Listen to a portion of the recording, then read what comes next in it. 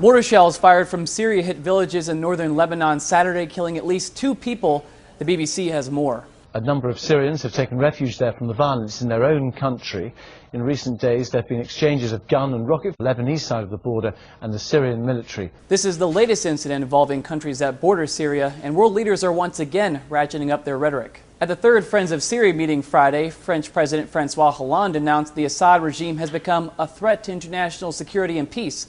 The New York Post explains the significance of the statement.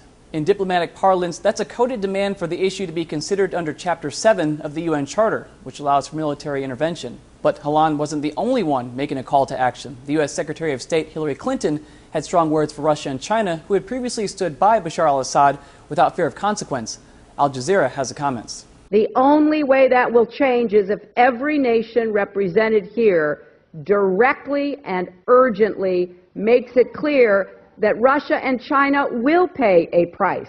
Despite tough talk, the likelihood of Western military intervention in Syria is still relatively low. A CNN blogger reports it's not on the immediate horizon. Privately, U.S. and other Western officials recognize they're spinning their wheels. They know there's no chance the Assad regime would implement the Annan peace plan without a credible military threat. And they also know that the appetite for international military action is, well, non-existent. As world leaders continue to try and find a diplomatic solution, activists on the ground in Syria report around 14,000 people have been killed since the conflict began.